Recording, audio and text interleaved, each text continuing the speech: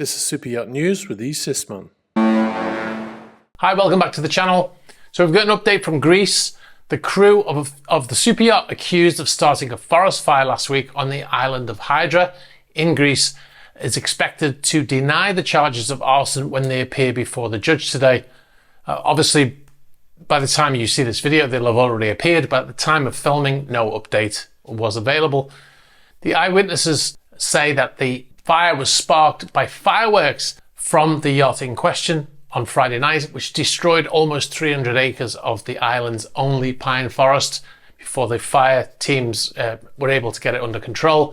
Now, the 13 crew members, who are all Greek nationals of the yacht in question, which was anchored just a few hundred meters away from the shore when the fire started, were arrested on Sunday at a marina in Piraeus, which is the port for Athens, and charged with starting that fire. Now, according to Reuters, all the crew have denied any wrongdoing and are expected to reiterate their statements before an investigating magistrate, a legal source said, speaking on the condition of anonymity to Reuters.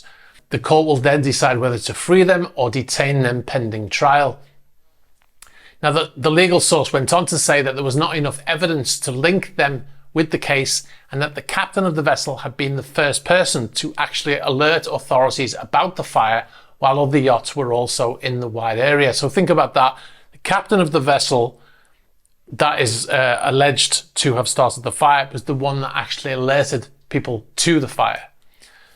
Now, witnesses testified they saw smoke and flames after hearing 15 to 20 loud sounds similar to firework explosions at 22:30 hours or 19:30 UTC, 22:30 hours local time, on Friday night, according to court documents seen by Reuters.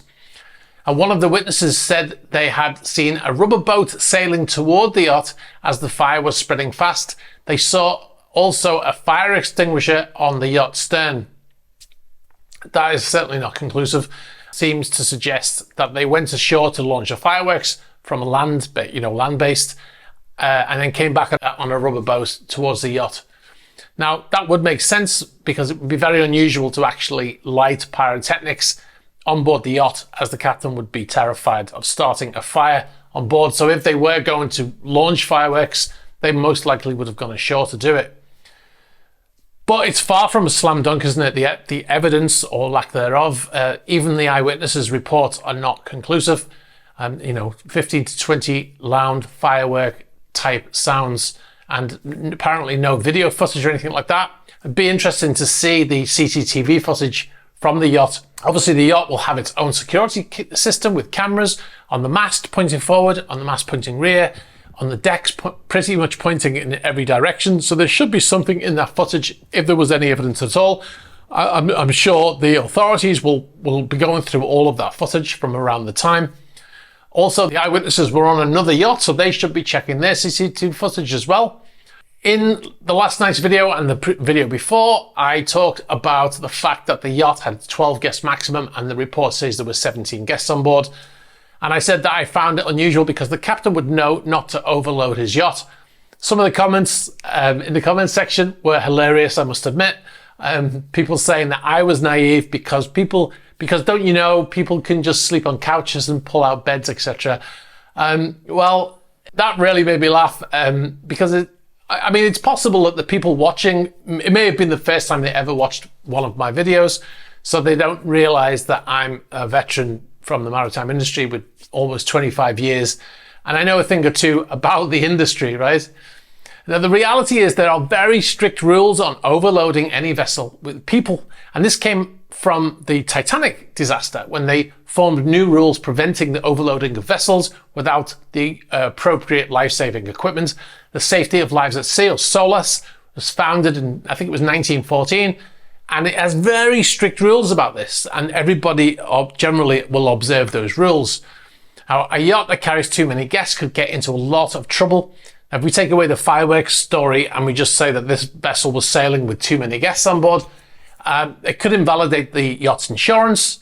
And if they had an accident, the insurance wouldn't pay out, and then the captain could lose his license as well. So it's in the captain's own interest to not overload his vessel. If they had a fire on board or some sort of incident and then it was discovered the yacht was overloaded, the captain and others could go to prison. So there are a number of reasons why most intelligent people would say, not to having too many guests on board.